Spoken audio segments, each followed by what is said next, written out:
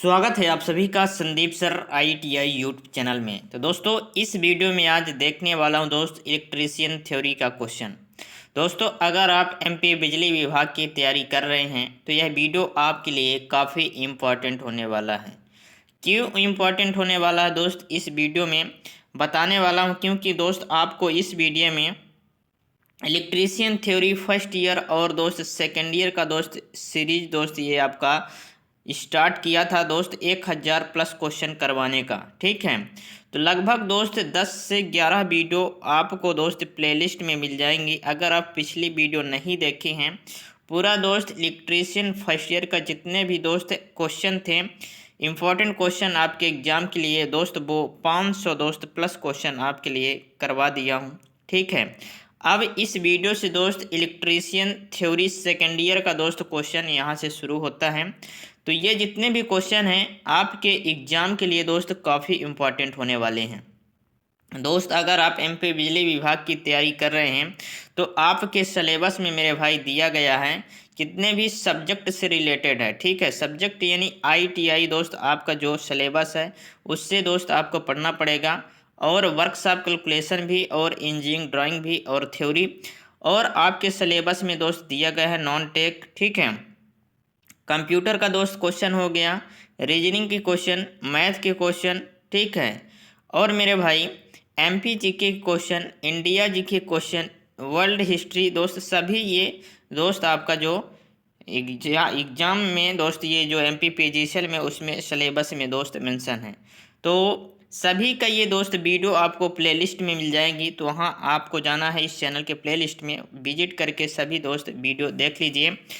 चलिए फिलहाल दोस्त इस वीडियो को शुरू करते हैं और एक एक क्वेश्चन को बारी बारी से दोस्त समझने का प्रयास करते हैं। सभी क्वेश्चन आपके एग्जाम के लिए दोस्त इम्पोर्टेंट होने वाले हैं।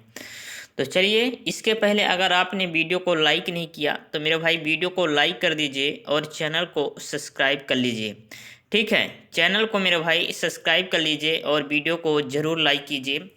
चलिए वीडियो स्टार्ट करते हैं, और इस वीडियो को अपने दोस्तों के साथ भी दोस्त शेयर कीजिए। चलिए पहला क्वेश्चन देखते हैं। पहला क्वेश्चन क्या बोला जा रहा है, DC जनरेटर में यक्स के रूप में चिन्हित भाग का नाम क्या है।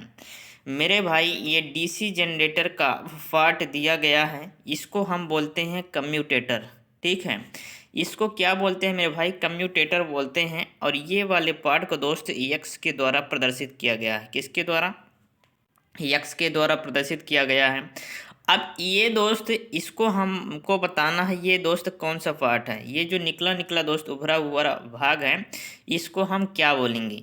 ऑप्शन ए है आर्मेचर कोर बोलेंगे, ऑप्शन बी है ब्रश बोलेंगे, ऑप्शन सी है कम्यूटेटर रेजर बोलेंगे, और ऑप्शन डी है मेरे भाई कम्यूटेटर खंड बोलेंगे। तो इसको हम क्या बोलेंगे, इसको हम बोलेंगे कम्यूटेटर रेजर। क्या बोलेंगे दोस्त, इसको हम बोलेंगे कम्यूटेटर रेजर, जो एक्स के द्वारा मेरे भाई ये वाला प्रदर्शित है उभरा हुआ भाग, इसे हम क्या क्या बोलेंगे, कम्यूटेटर रेजर मेरे भाई। तो ऑप्शन नंबर सी इस क्वेश्चन का सही जवाब हो जाएगा। क्या होगा, ऑप्शन नंबर सी।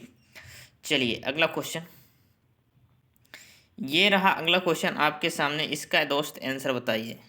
क्या बोला गया क्वेश्चन में, DC जनरेटर का नाम क्या है। मेरे भाई ये DC जनरेटर दिया गया है। ठीक है, अब इसका नाम बताना है, क्या नाम है इसका। ऑप्शन ए है differential long shunt compound, option B है डिफरेंशियल लघु शंट यौगिक, ऑप्शन सी है संचयी लंबी शंट यौगिक, और ऑप्शन डी है मेरे भाई बोला गया है संचयी लघु शंट यौगिक। तो ये मेरे भाई कौन सा DC जनरेटर है ये पूछा गया है। ठीक है, तो ये जो DC जनरेटर है मेरे भाई ये है डिफरेंशियल, कौन सा है, डिफरेंशियल लॉन्ग शंट कंपाउंड। कौन सा है मेरे भाई, डिफरेंशियल लॉन्ग शंट कंपाउंड। ठीक है, ठीक है, तो ऑप्शन नंबर ए इस क्वेश्चन का मेरे भाई सही जवाब हो जाएगा। ठीक है, यहाँ दोस्त लोड कनेक्ट है, और यहाँ दोस्त कॉइल कनेक्ट है, और ये दोस्त आर्मेचर है। ठीक है, तो डिफरेंशियल लॉन्ग शंट कंपाउंड इस क्वेश्चन का सही जवाब हो जाएगा। चलिए अगला क्वेश्चन दोस्त, इसकी जो धारा मेरे भाई इधर से जा रही है और इसकी धारा जो है इधर से जा रही है, इसलिए जो दोस्त इसका नाम होगा डिफरेंशियल।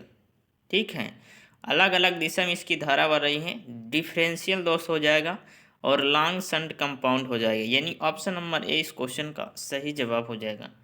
अगला क्वेश्चन ये है आपके सामने, इसका दोस्त आंसर बताइए। डीसी जनरेटर में प्रेरित ईएमएफ की दिशा ज्ञात करने के लिए दोस्त प्रेरित ईएमएफ की दिशा ज्ञात करने के लिए किस नियम का उपयोग किया जाता है? चलिए बताना है आपको। डीसी जनरेटर में प्रेरित ईएमएफ की दिशा ज्ञात करने के लिए मेरे भाई किस नियम का प्रयोग करते हैं? तो ऑप्शन ए है कार्क स्क्रू नियम, ऑप्शन बी है दाहिने हाथ की हथेली का नियम, ऑप्शन सी है फ्लेमिंग के बाएं हाथ का नियम, ऑप्शन डी है फ्लेमिंग के दाहिने हाथ का नियम। तो मेरे भाई इसका सही जवाब क्या हो जाएगा? क्या बोला गया है कि डीसी जनरेटर में प्रेरित ईएमएफ, अगर दोस्त आपको प्रेरित ईएमएफ की दिशा की गणना करना है तो मेरे भाई ठीक है, दिशा ज्ञात करनी है तो किस नियम का यूज करेंगे? तो दिशा ज्ञात करने के लिए मेरे भाई जो नियम का यूज करते हैं वो करते हैं फ्लेमिंग के दाहिने हाथ का नियम। किसका नियम? फ्लेमिंग के दाहिने हाथ के नियम का यूज करते हैं मेरे भाई। किसका? फ्लेमिंग के दाहिने हाथ का नियम दोस्त, ये आपको ध्यान में रखना है डीसी के लिए। ठीक है, डीसी जनरेटर हो या डीसी मोटर हो, फ्लेमिंग के दाहिने हाथ का नियम दोस्त लगेगा। चलिए अगला क्वेश्चन।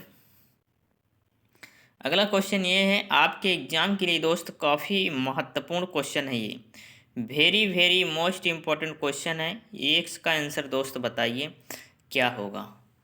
बोला गया है कि डीसी जनरेटर में उत्पन्न ईएमएफ की गणना करने के लिए सूत्र उपयोग किया जाता है। उत्पन्न जो दोस्त ईएमएफ है उसको गणना करने के लिए मेरे भाई कौन से सूत्र का इस्तेमाल करते हैं, ये हमें बताना है। तो जिस सूत्र का मेरे भाई इस्तेमाल करते हैं वो सूत्र होता है ऑप्शन नंबर सी।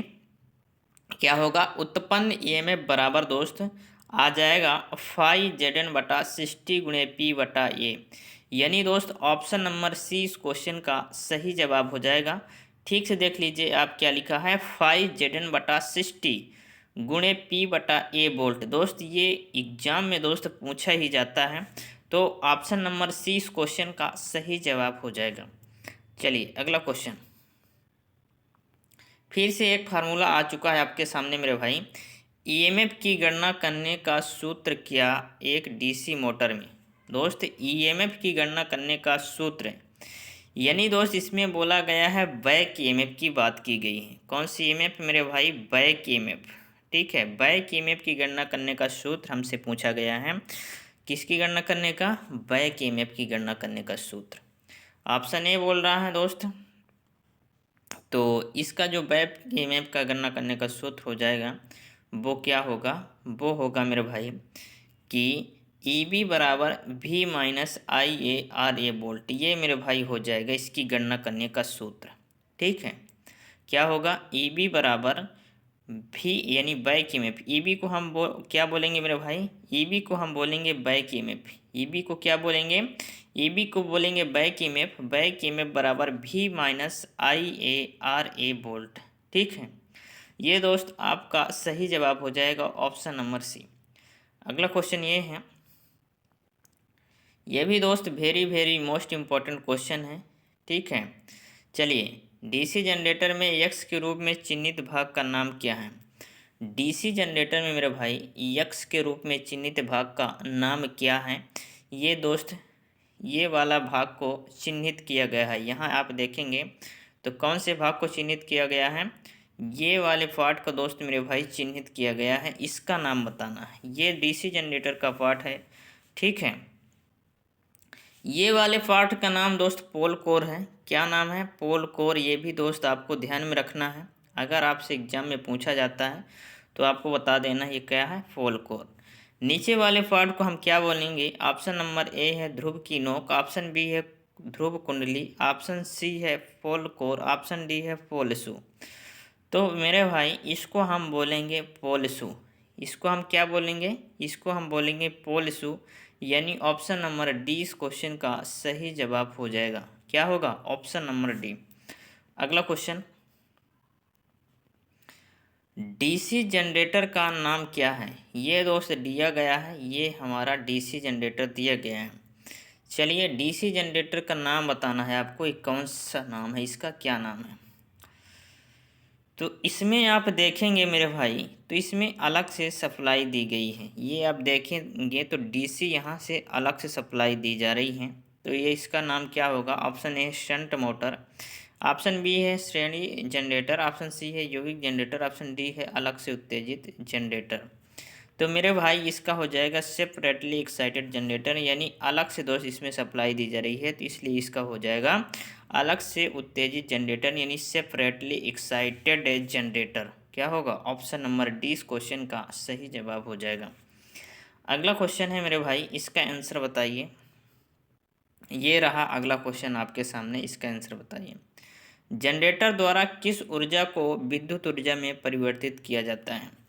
मेरे भाई जनरेटर द्वारा किस ऊर्जा को विद्युत ऊर्जा में परिवर्तित किया जाता है? ऑप्शन ए है ऊष्मा, ऑप्शन बी है गतिशील, ऑप्शन सी है रासायनिक, ऑप्शन डी है यांत्रिक। तो जनरेटर द्वारा दोस्त किस ऊर्जा को विद्युत ऊर्जा में परिवर्तित किया जाता है? तो जनरेटर द्वारा मेरे भाई ये परिवर्तित किया जाता है मैकेनिकल एनर्जी को। ठीक है, मैकेनिकल एनर्जी को मेरे भाई विद्युत ऊर्जा में परिवर्तित किया जाता है, यानी इलेक्ट्रिकल एनर्जी में परिवर्तित किया जाता है। क्या होगा मेरे भाई? मैकेनिकल एनर्जी को इलेक्ट्रिकल एनर्जी में दोस्त जनरेटर क्या करता है? परिवर्तित करता है, यानी ऑप्शन नंबर डी इस क्वेश्चन का सही जवाब हो जाएगा। अगला क्वेश्चन ये है, बोला गया है डीसी जनरेटर फील्ड का नाम क्या है? मेरे भाई डीसी जनरेटर फील्ड का नाम बताना है आपको। ठीक है, ये देख लीजिए आप, इसका डायग्राम देख लीजिए। डीसी जनरेटर फील्ड का नाम बताना है। ठीक है, कौन सी फील्ड है? चलिए ऑप्शन में देखते हैं। ऑप्शन ए बोल रहा है लघु शंट यौगिक जनरेटर, ऑप्शन बी बोल रहा है long shunt compound generator, option C बोल रहा है विभेदक यौगिक जनरेटर, ऑप्शन डी बोला संचयी यौगिक जनरेटर। तो ये मेरे भाई हो जाएगा कम्युलेटिव कंपाउंड जनरेटर, यानी संचयी यौगिक जनरेटर है। ठीक है, आपको याद में रखना है। ऑप्शन नंबर डी इस क्वेश्चन का सही जवाब हो जाएगा। अगला क्वेश्चन ये है आपके सामने, इसका दोस्त आंसर बताइए। क्या बोला गया क्वेश्चन में, ये पहले देख लीजिए। ठीक, क्या बोला गया क्वेश्चन में? क्वेश्चन में बोला गया है डीसी जनरेटर का सिद्धांत क्या है? मेरे भाई डीसी जनरेटर जो है वो किस सिद्धांत पर काम करता है, क्या सिद्धांत है उसका, ये हमें बताना है। ऑप्शन ए है कार्ल-क्रिस्को नियम पर, ऑप्शन बी है फ्लेमिंग के बाएं हाथ के नियम पर। ये दोस्त फ्लेमिंग बाएं हाथ और दाएं हाथ वाला नियम ये दिशा को निर्धारित करता है। ठीक है, तो ये नहीं होंगे। ऑप्शन डी है फैराडे का विद्युत चुम्बकीय प्रेरण के नियम पर। मेरे भाई डीसी जनरेटर जो है वह फैराडे के विद्युत चुम्बकीय प्रेरण के नियम पर दोस्त ये कार्य करता है। ठीक है, यानी ऑप्शन नंबर डी इस क्वेश्चन का सही जवाब हो जाएगा। क्या होगा? Option number D. दोस्त अगर आपसे ट्रांसफार्मर पूछ लिया जाए तो ट्रांसफार्मर जो होता है दोस्त वो अन्योन्य प्रेरण पर संबंधित है। किसने? अन्योन्य प्रेरण पर दोस्त वो कार्य करता है। ठीक है, अन्योन्य प्रेरण पर ट्रांसफार्मर।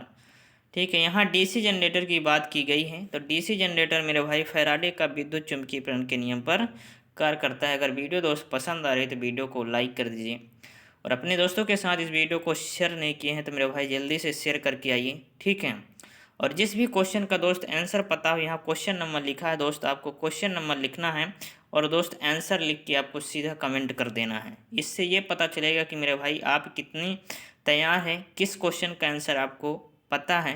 ठीक है, तो कमेंट जरूर कीजिए। जितने भी दोस्त क्वेश्चन का आंसर आपको पता हो कमेंट कीजिए। ठीक है, चलिए आगे देखते हैं अगला क्वेश्चन क्या है। ये रहा अगला क्वेश्चन आपके सामने, इसका आंसर बताइए। चलिए दोस्त 10 सेकंड का टाइम दिया जा रहा है, इसका आंसर जल्दी से कमेंट कीजिए। 11 नंबर दोस्त ये क्वेश्चन है आपका, आंसर कीजिए। गतिशील रूप से प्रेरित ईएमएफ के लिए सूत्र क्या है? गतिशील रूप से प्रेरित ईएमएफ के लिए मेरे भाई सूत्र बताना है।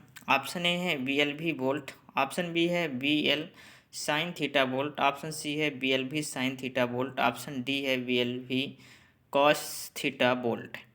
तो गतिशील रूप से प्रेरित ईएमएफ के लिए दोस्त जो सूत्र होता है वो होता है मेरे भाई VLV साइन थीटा वोल्ट। ये दोस्त सूत्र आपको ध्यान में रखना है।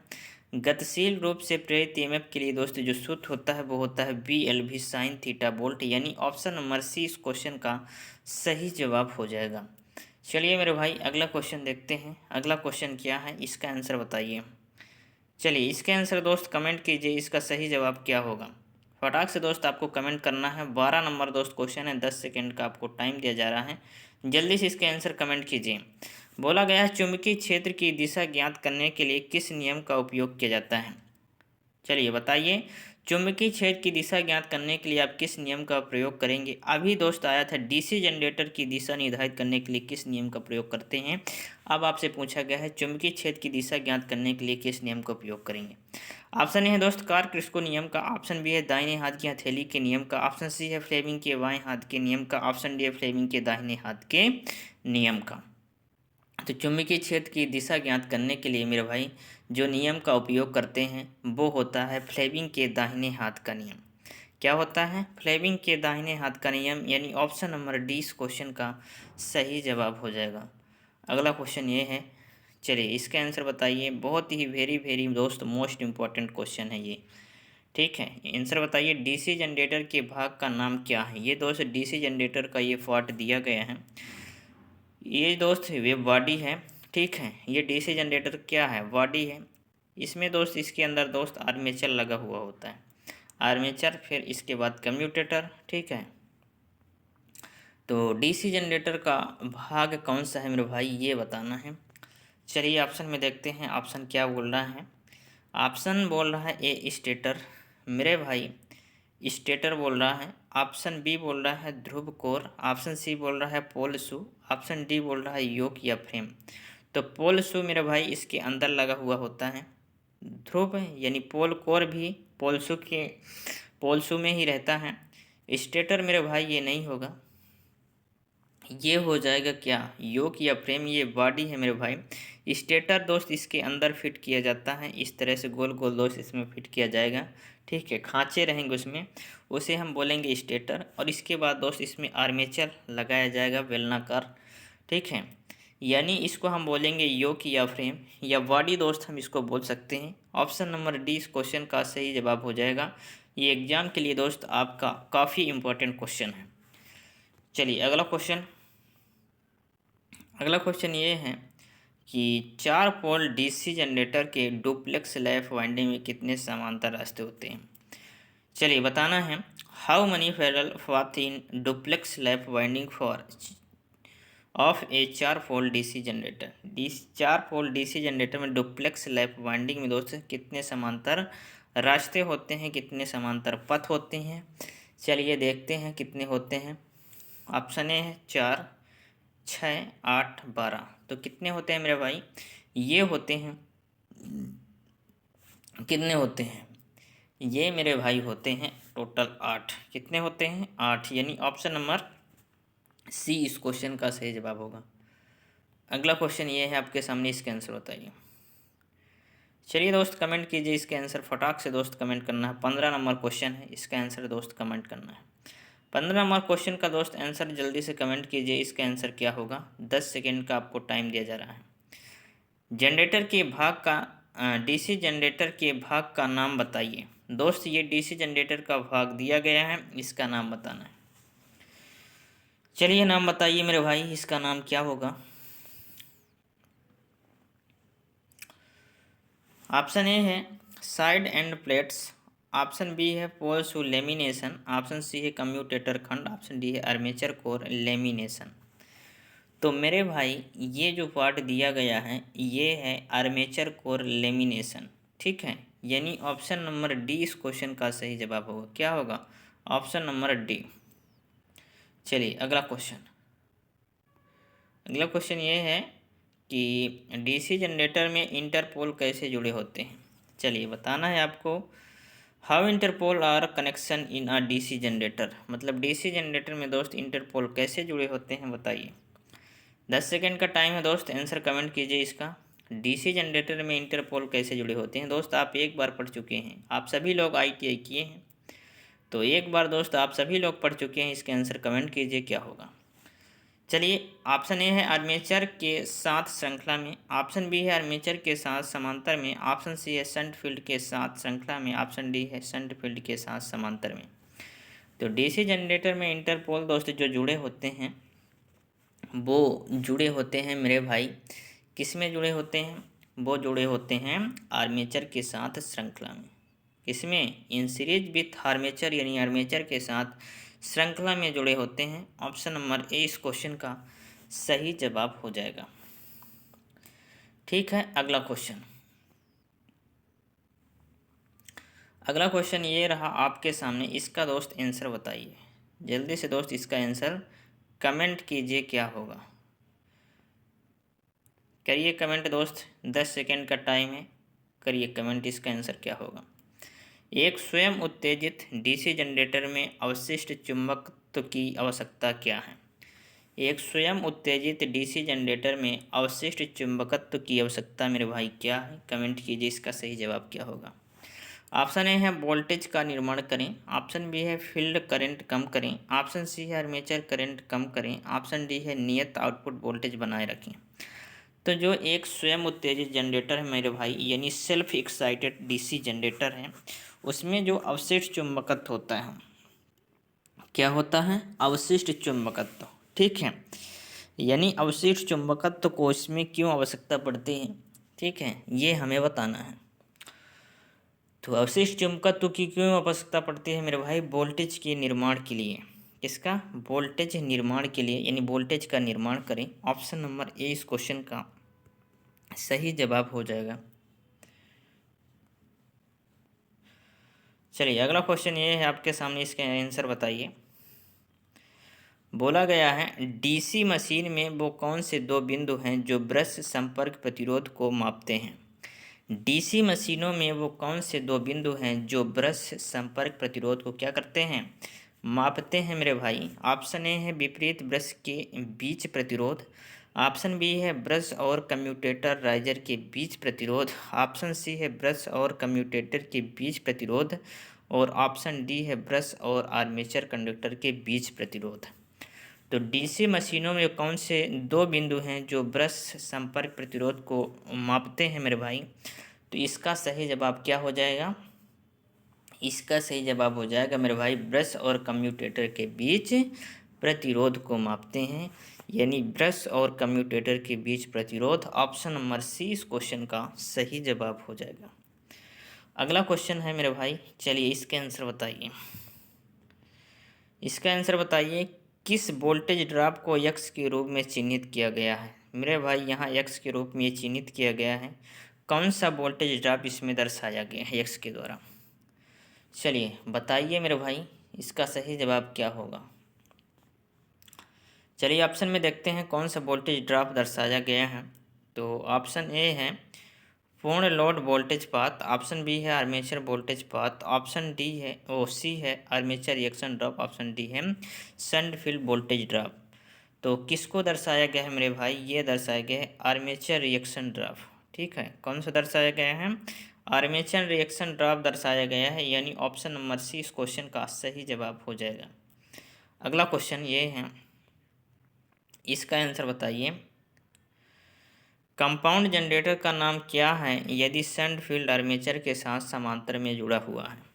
कंपाउंड जनरेटर का हमें नाम बताना है जो किस में जुड़ा है? शंट फील्ड आर्मेचर के साथ दो श्रृंखला में जुड़ा हुआ है। ऑप्शन ए है long shunt compound, option B है संचयी यौगिक, ऑप्शन सी है विभेदिक यौगिक, ऑप्शन डी है लघु शंट यौगिक। तो कौन सा दोस्त कंपाउंड जनरेटर हमें बताना है यदि दोस्त शंट फील्ड जो है वो आर्मेचर के साथ किस में जुड़ी है? समांतर में जुड़ी है। तो समांतर में मेरे भाई अगर जुड़ी है तो इसे हम बोलेंगे लघु शंट यौगिक। क्या बोलेंगे? लघु शंट, यानी शॉर्ट शंट कंपाउंड बोलेंगे। क्या बोलेंगे? शॉर्ट शंट कंपाउंड, यानी ऑप्शन नंबर डी इस क्वेश्चन का सही जवाब हो जाएगा। अगला क्वेश्चन ये है, क्यों एक डीसी जनरेटर के आर्मेचर कोर पटलित हैं?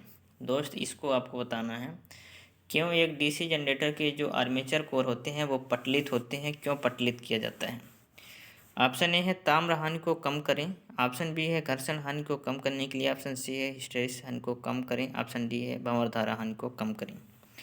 तो जो दोस्त जो डीसी जनरेटर आर्मेचर कोर जो है वो पटलित होते हैं, उसका मेन दोस्त एक कारण होता है, कौन सा होता है, भंवर धारा हानि को कम करने के लिए। ठीक है, भंवर धारा हानि को कम करने के लिए जो आर्मेचर कोर होता है दोस्तों वो पटलित किया जाता है, यानी लेमिनेटेड किया जाता है। ठीक है, ऑप्शन नंबर डी इस क्वेश्चन का सही जवाब हो जाएगा। अगला क्वेश्चन ये है, इसका दोस्त आंसर बताइए, फटाक से दोस्त इसका आंसर बताइए क्या होगा।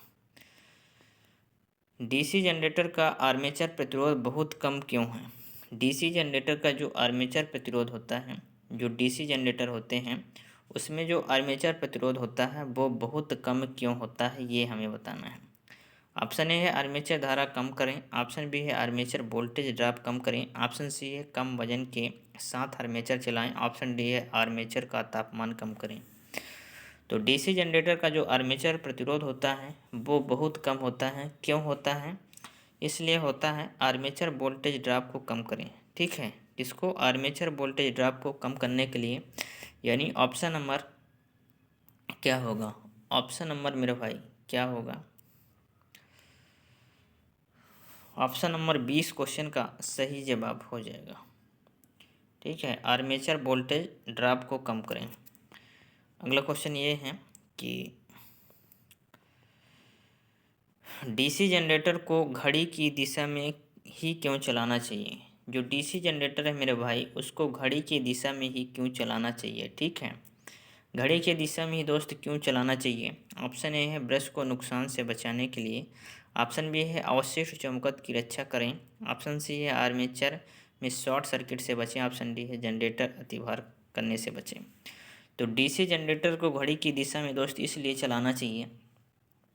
ठीक है, डीसी जनरेटर का दोस्त घड़ी की दिशा में क्यों चलाना चाहिए, अवशिष्ट चुंबकत्व की रक्षा करने के लिए। ठीक है, अवशिष्ट चुंबकत्व की रक्षा करने के लिए अगर दोस्त हम घड़ी के विपरीत दिशा में घुमा देते हैं तो अवशिष्ट जो चुंबकत्व वो दोस्त खत्म हो जाएगा, और अवशिष्ट चुंबकत्व का काम होता है वोल्टेज का निर्माण करना। ठीक है, तो फिर वोल्टेज का निर्माण नहीं होगा, यानी अवशिष्ट चुंबकत्व की रक्षा करने के लिए दोस्त हम घड़ी की दिशा में ही चलाते हैं, यानी ऑप्शन नंबर बी इस क्वेश्चन का सही जवाब हो जाएगा। ठीक है, अगला क्वेश्चन ये है कि बड़े डीसी जनरेटर में घुमावदार क्षतिपूर्ति क्यों प्रदान की जाती है। बड़े डीसी जनरेटर में दोस्त घुमावदार क्षतिपूर्ति क्यों प्रदान की जाती है। ऑप्शन ए है अधिक लोड कनेक्ट करें, ऑप्शन बी है कम्यूटेशन प्रभाव को कम करें, ऑप्शन सी है आर्मेचर प्रतिक्रिया प्रभाव को बेअसर करें, ऑप्शन डी है जनरेटर की दक्षता बढ़ाएं। तो बड़े डीसी जनरेटर जो होते हैं उनमें घुमावदार क्षतिपूर्ति क्यों प्रदान की जाती है, हमसे पूछा गया है। ठीक है, तो क्यों प्रदान की जाती है, आर्मेचर प्रतिक्रिया प्रभाव को बेअसर करने के लिए दोस्त ये प्रभाव किया जाता है। किसको, आर्मेचर प्रतिक्रिया प्रभाव को बेअसर करने के लिए। ठीक है, यानी ऑप्शन नंबर सी इस क्वेश्चन का सही जवाब हो जाएगा। दोस्त अगर वीडियो पसंद आ रही तो वीडियो को लाइक ज़रूर कीजिए, अपने दोस्तों के साथ शेयर करके आइए। ठीक है, चलिए अगला क्वेश्चन है, डीसी जनरेटर के वोल्टेज का निर्माण करने में विफल होने का क्या कारण है। डीसी जनरेटर के वोल्टेज निर्माण करने में विफल होने का क्या कारण है। दोस्त डीसी जनरेटर अगर वोल्टेज निर्माण नहीं कर पा रहा है तो उसका मेन कारण क्या हो सकता है, चलिए जान लेते हैं। ऑप्शन ए है ढीले ब्रश संयोजन, ऑप्शन बी है आर्मेचर प्रतिक्रिया अधिक है, ऑप्शन सी है फील्ड प्रतिरोध क्रांतिक प्रतिरोध से ऊपर है, ऑप्शन डी है प्राइम मूवर रेटेड गति से दोस्त ऊपर चल रहा है। वेरी मोस्ट इंपॉर्टेंट क्वेश्चन है मेरे भाई, ये एग्जाम में दोस्त पूछे ही जाते हैं। तो फील्ड प्रतिरोध क्रांतिक प्रतिरोध से ऊपर है, इसका मेन कारण है दोस्त। ठीक है, अगर फील्ड प्रतिरोध क्रांतिक प्रतिरोध से ऊपर होगा तो दोस्त जो जनरेटर है वो वोल्टेज निर्माण नहीं कर पाएगा। ठीक है, यानी ऑप्शन नंबर सी इस क्वेश्चन का सही जवाब हो जाएगा। अगला क्वेश्चन ये है, चलिए इसका आंसर बताइए। बोला गया है जनरेटर का नाम क्या है यदि इसका क्षेत्र आर्मेचर के समांतर जुड़ा है। दोस्त जनरेटर का नाम क्या है यदि इसका क्षेत्र यानी फील्ड वाइंडिंग जो है वो आर्मेचर के साथ किस में जुड़ा है, समांतर में। मेरे भाई जब भी आर्मेचर के साथ फील्ड वाइंडिंग समांतर में जुड़ी हुई होती है तो आपको एक बात याद में रखना मेरे भाई, वो हमेशा होगा शंट जनरेटर। ऑप्शन ए है शंट जनरेटर, ऑप्शन बी है श्रेणी जनरेटर, ऑप्शन सी है यौगिक जनरेटर, ऑप्शन डी है स्वयं उत्तेजित जनरेटर। तो मेरे भाई अगर फील्ड वाइंडिंग आर्मेचर के समांतर में जुड़ी हुई है तो इसका मतलब दोस्त शंट जनरेटर होगा। ठीक है, ये आपको ध्यान में रखना है, यानी ऑप्शन नंबर ए इस क्वेश्चन का सही जवाब हो जाएगा। चलिए अगला क्वेश्चन देखते हैं। अगला क्वेश्चन ये बोला गया है कि डीसी जनरेटर में पोल शू का उद्देश्य क्या है।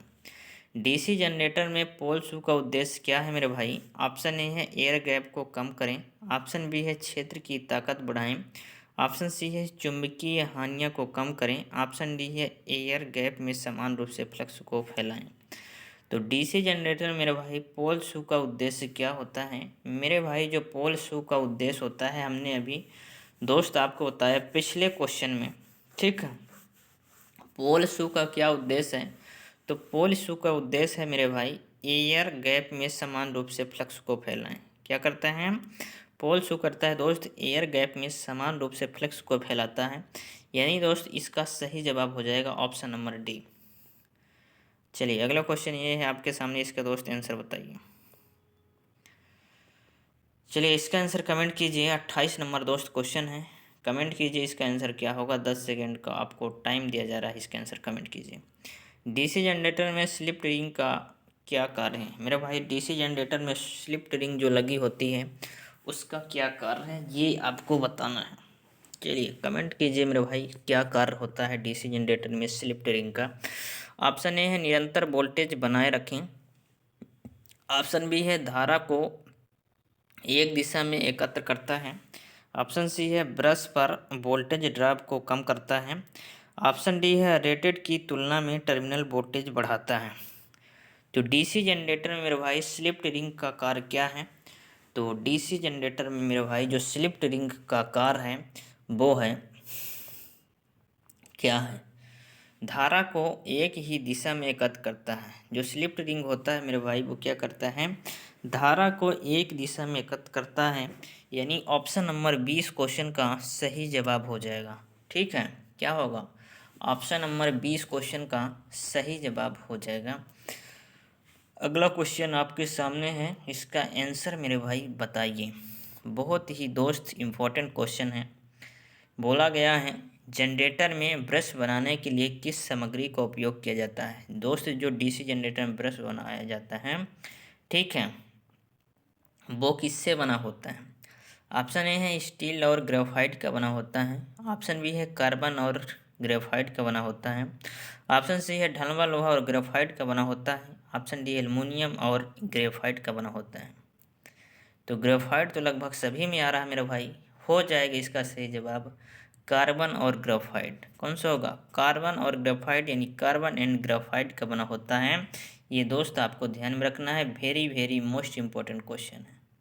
ठीक, चलिए अगला क्वेश्चन।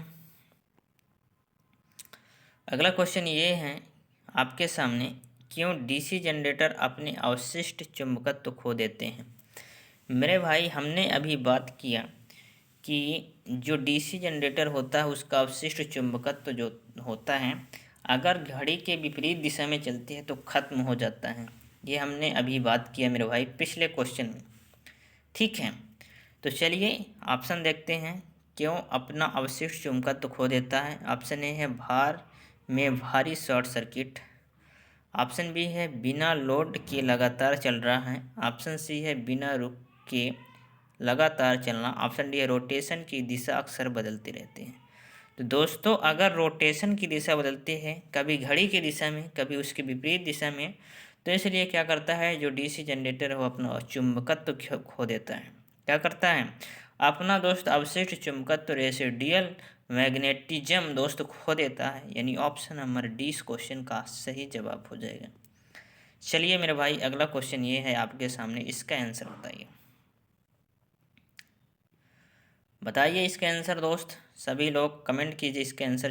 31 नंबर दोस्त क्वेश्चन है, 31 नंबर दोस्त क्वेश्चन है, इसका आंसर कमेंट कीजिए। 10 सेकंड को आपको टाइम मिल रहा है, इसका आंसर बताइए। एक जनरेटर में योक और ध्रुव के माध्यम से चुंबकीय सर्किट कैसे पूरा होता है? दोस्त इसका आंसर बताइए। एक जनरेटर में किसके माध्यम से? योक, योक यानी बॉडी, और ध्रुव, ध्रुव जो होता है वो पोल होता है। ठीक है, बॉडी में ही दोस्त पोल लगाया जाता है, उसके अंदर के माध्यम से चुंबकीय सर्किट कैसे पूरा होता है ये हमें बताना है। ऑप्शन ए है क्षेत्र कुंडली के द्वारा, ऑप्शन बी है आर्मेचर कोर के द्वारा, ऑप्शन सी है पटलित कोर के द्वारा, ऑप्शन डी है आर्मेचर में वाइंडिंग कंडक्टर के द्वारा। तो कैसे पूरा होता है मेरे भाई, ये हमें बताना है। तो कैसे पूरा होता है ये मेरे भाई? पूरा होता है आर्मेचर कोर के माध्यम से। किसके माध्यम से? आर्मेचर कोर के माध्यम से दोस्त ये कंप्लीट होता है। ठीक है, चुंबकीय सर्किट, यानी ऑप्शन नंबर 20 क्वेश्चन का सही जवाब हो जाएगा। चलिए अगला क्वेश्चन आपके सामने, इसका आंसर बताइए क्या होगा। इसका आंसर मेरे भाई बताइए, very very most important question है। डीसी जनरेटर में लोड बढ़ने पर टर्मिनल वोल्टेज कम क्यों हो जाता है? डीसी जनरेटर में जैसे ही आप लोड बढ़ाते हैं तो जो टर्मिनल वोल्टेज होता है मेरे भाई वो कम क्यों हो जाता है, ये आपको बताना है। ऑप्शन ए है आर्मेचर प्रतिक्रिया प्रभाव के कारण, ऑप्शन बी है आर्मेचर प्रतिरोध में वृद्धि के कारण, ऑप्शन सी है ब्रश वोल्टेज की वजह से गिरावट कम हो जाती है, ऑप्शन डी है शंट फील्ड प्रेरकत्व में वृद्धि के कारण। तो डीसी जनरेटर मेरे भाई जैसे ही आप लोड बढ़ाते हैं तो टर्मिनल वोल्टेज जो होता है वो कम क्यों होता है? इसका मेरे भाई रीजन ये है कि आर्मेचर दोस्त प्रतिक्रिया प्रभाव के कारण, ठीक है, because of armature reaction effect के कारण दोस्त ये होता है। यानी आर्मेचर प्रतिक्रिया प्रभाव के कारण क्या होता है? टर्मिनल वोल्टेज कम हो जाता है। ऑप्शन नंबर ए इस क्वेश्चन का सही जवाब हो जाएगा। चलिए मेरे भाई अगला क्वेश्चन है, इसका आंसर बताइए क्या होगा। लंबी दूरी की वितरण लाइनों के लिए किस प्रकार के डीसी जनरेटर का उपयोग किया जाता है? लंबी दूरी की वितरण लाइनों के लिए दोस्त आप किस प्रकार के डीसी जनरेटर का उपयोग करेंगे? ऑप्शन ए है शंट जनरेटर का, ऑप्शन बी है श्रेणी जनरेटर का, ऑप्शन सी है विभेदक यौगिक जनरेटर का, ऑप्शन डी है संचयी यौगिक जनरेटर का। तो अगर लंबी दूरी वितरण लाइन आपको ले जाना है तो हम जो डीसी जनरेटर का उपयोग करेंगे मेरे भाई वो करेंगे, कौन सी करेंगे? वो करेंगे दोस्त हम कम्युलेटिव कंपाउंड जनरेटर यानी संचयी यौगिक जनरेटर का इस्तेमाल करेंगे। यानी ऑप्शन नंबर डी इस क्वेश्चन का सही जवाब हो जाएगा। क्या होगा? Option number D. चलिए अगला क्वेश्चन ये है आपके सामने, इसका आंसर बताइए। Very very most important question है। डीसी जनरेटर में इंसुलेशन प्रतिरोध को बेहतर बनाने के लिए किस विधि का उपयोग किया जाता है? डीसी जनरेटर का दोस्त, डीसी जनरेटर का इंसुलेशन प्रतिरोध को आप अगर बेहतर बनाना चाहते हैं तो आप किस विधि का इस्तेमाल करेंगे? ऑप्शन ए है ब्रश को बार बार बदल कर, ऑप्शन बी है समय समय पर मशीन को गर्म करना, ऑप्शन सी है नियमित रूप से कंप्यूटर सेगमेंट की सफाई करना, ऑप्शन डी है रख रखाव के दौरान मशीन में गर्म हवा देना। तो इसको दोस्त, ठीक है, इसको हम क्या करेंगे? डीसी जनरेटर में इंसुलेशन प्रतिरोध को बेहतर बनाने के लिए दोस्त हम किस विधि का उपयोग करेंगे? रख रखाव के दौरान मेरे भाई मशीन में गर्म हवा देकर दोस्त ये हम बना सकते हैं बेहतर। ठीक है, इंसुलेशन प्रतिरोध को हम बेहतर बना सकते हैं। ठीक है, यानी ऑप्शन नंबर डी इस क्वेश्चन का सही जवाब हो जाएगा, रख रखाव के दौरान मशीन में गर्म हवा देना। चलिए अगला क्वेश्चन ये रहा दोस्त आपका अगला क्वेश्चन, इसका आंसर बताइए क्या होगा। अवशिष्ट चुंबकत्व के अभाव में किस प्रकार का डीसी जनरेटर काम करता है? अवशिष्ट चुंबकत्व के अभाव में किस प्रकार के डीसी जनरेटर हमारे कार्य कर देते हैं, यानी उनके लिए दोस्त अवशिष्ट चुंबकत्व की आवश्यकता नहीं पड़ती।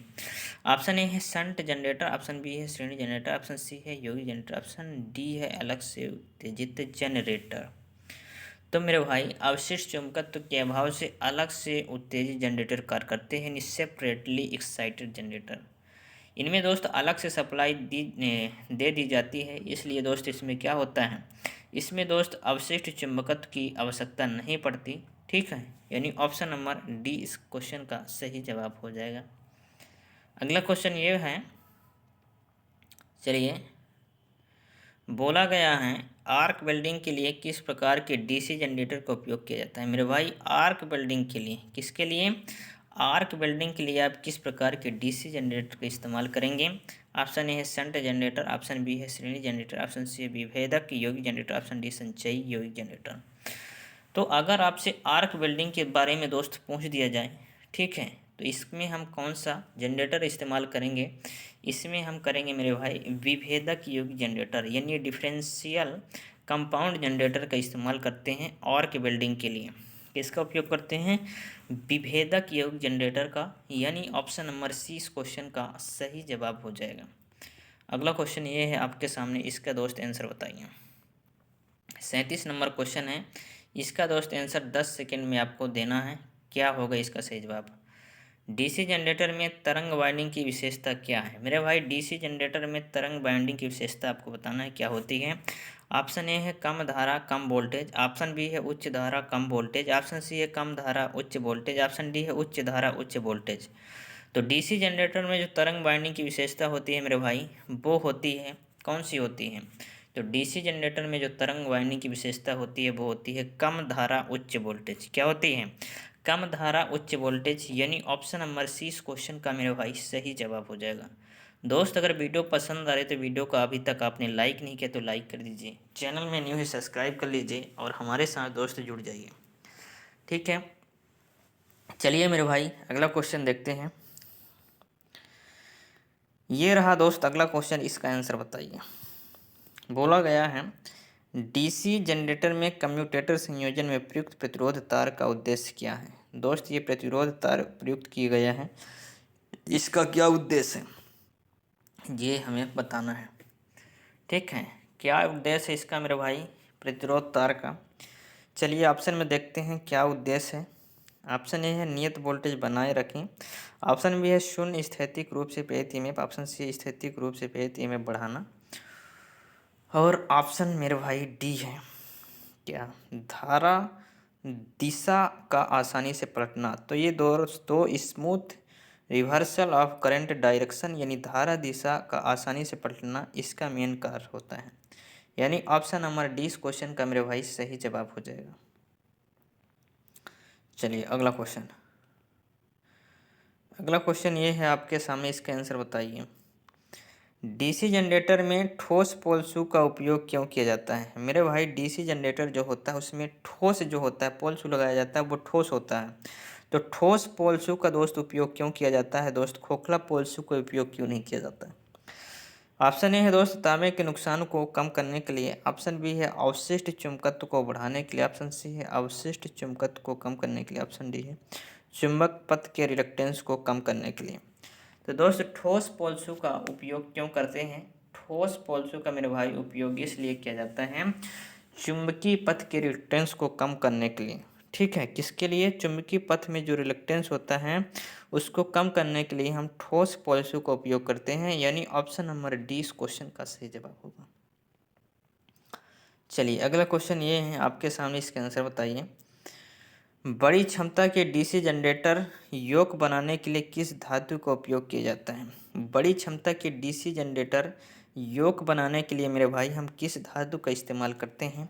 ऑप्शन ए है ढलमा लोहा का, ऑप्शन बी है नरम लोहा, ऑप्शन सी है एल्युमिनियम, ऑप्शन डी है रोल्ड स्टील का। तो बड़ी क्षमता के डीसी जनरेटर बनाने के लिए दोस्त हम प्रयोग करते हैं किसका? रोल्ड स्टील का प्रयोग करते हैं। किसका? रोल्ड स्टील का, यानी ऑप्शन नंबर डी इस क्वेश्चन का सही जवाब हो जाएगा। कौन सा होगा? ऑप्शन नंबर डी दोस्त इस क्वेश्चन का सही जवाब हो जाएगा, ठीक है। तो मेरे भाई इस वीडियो को यहीं तक रखते हैं दोस्त, वीडियो बहुत ज़्यादा लंबी हो रही है, ठीक है। तो दोस्त वीडियो कैसी लगी ये आपको ज़रूर कमेंट करना है। अगर आपने अभी तक दोस्त वीडियो को लाइक नहीं किया तो वीडियो को लाइक कर दीजिए और चैनल को सब्सक्राइब कर लीजिए और हमारे साथ जुड़ जाइए। चलिए दोस्त मिलते हैं नेक्स्ट वीडियो में, तब तक के लिए जय हिंद, वंदे मातरम।